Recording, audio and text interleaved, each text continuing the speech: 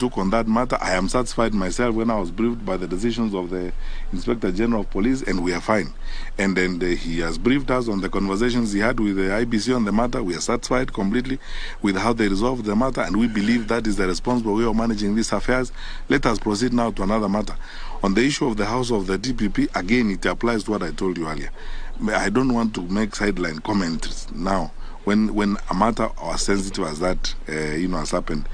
Now, you already have jumped to conclusions before investigations are done. Now, my brother, if we go that way, we will hurt ourselves. Let us always be focused. When something has happened, we have competent officers, we have competent teams.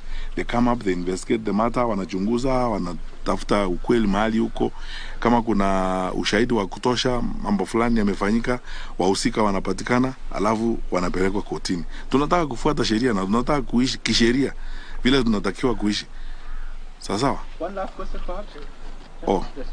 Bwana Waziri, I'm Bruhan Makom from Petrol. You're on record telling chiefs that they must follow the direction that the president has given. And you've also been publicly campaigning for Odinga. Don't you think, as a high-ranking official, don't you think this amounts to pressuring officials to pick a side? No, I will explain. And those are two different issues. And thank you for asking me the question.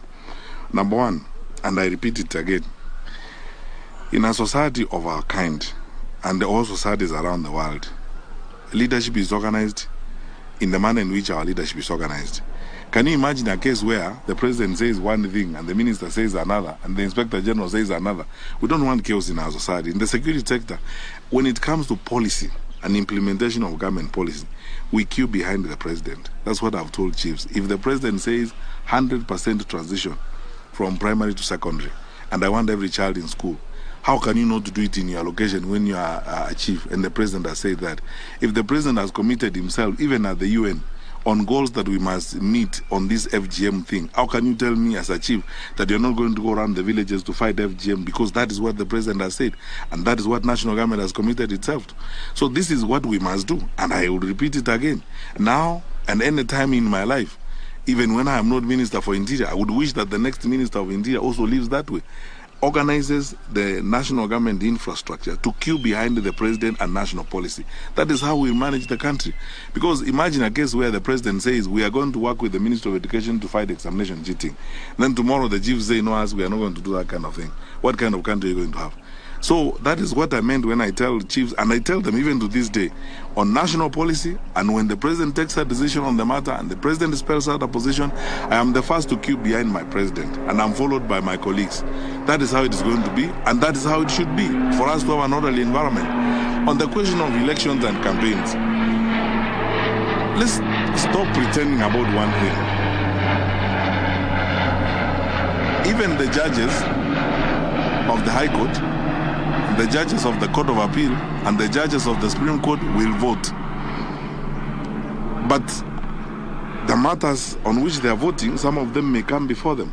There is a clear line between my inclination and my responsibility, my obligation and my inclination.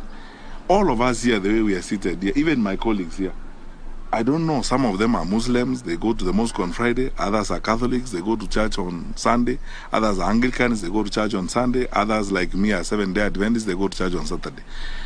But when we come to work, we have our obligations. I will not wear the lenses of my religious inclination. I will not wear the lenses of my faith. I will, if you come before me, I will not ask you where you belong to and where you come from. I am not supposed to do that under the law. I have an obligation. I have a legal obligation.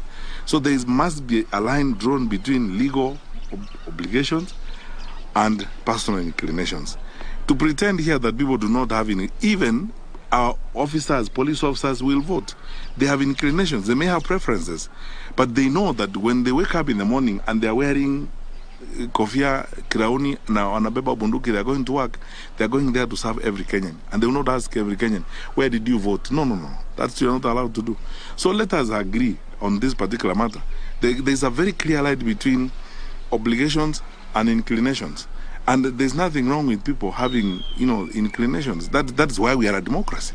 That people have opinions, they have preferences, and no one forces anyone to. You don't have to agree with me. You don't have to I don't have to agree with you. But I can express myself and say, as far as I'm concerned, I think this is the way we should go. That's my opinion. Even in the offices where we work, we have different opinions sometimes on issues. But we don't sack people because they've expressed differences of opinion, because we understand the line between obligations and inclinations. And this is what people oftentimes confuse and so on. The Constitution says the President will appoint cabinet ministers who are technocrats. It doesn't say the President will appoint robots, switch on and switch off robots to the cabinet.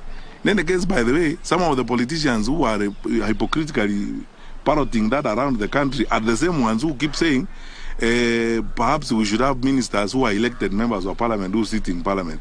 So what is what? Because these contradictions sometimes are interesting. Let's be very plain and very clear. I will not lie to you. I have inclinations and I have preferences, but I'll also be very sincere with you. I will deliver on my constitutional obligations without fear or favor. And when it comes to that, I will remove my inclinations and serve every Kenyan as I'm supposed to serve. And I've done that before. And everyone else who's serious has done that before. But let's stop these excuses, saying, oh, you have expressed preferences and so on. We express preferences all the time. That's why you are dressed in jeans and I'm dressed in suits. I mean, that's a different way of looking at things. Thank you. Thank you, guys. Thank you.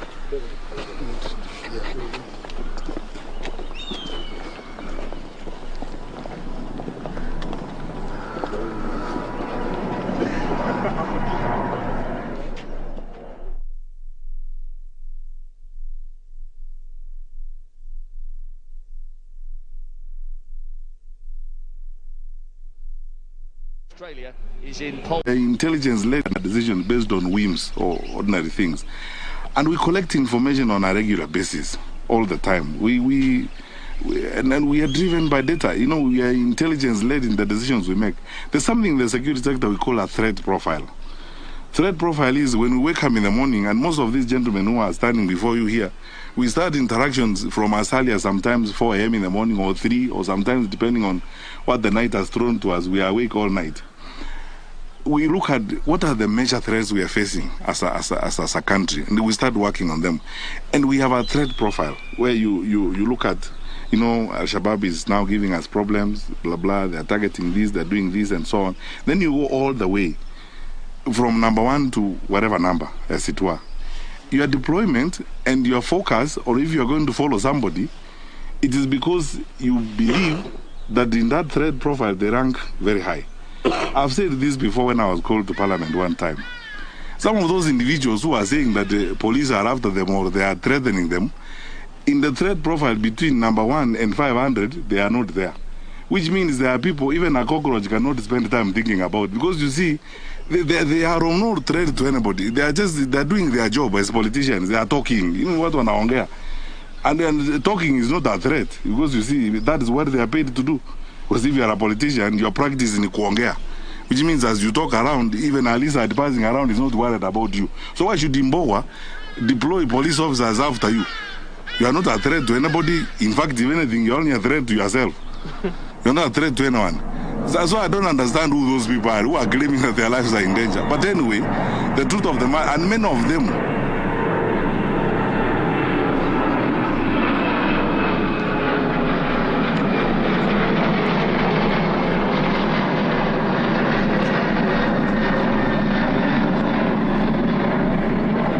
sorry about that. I hope we'll finish before another plane. So those who are making those claims, some of these sympathy-seeking or sympathy-craving, publicity stunts about my life is in danger and so on, police are after me, and these gentlemen have better things to do. And as I told you, if they have to go to look at somebody, they look at the threat profile. Where do you feature? If between number 1 and 600 you don't feature, why would a senior police officer like Tiombo spend time on you, honestly, and deploy police to look after you? You are not a threat to anybody. You are not a threat to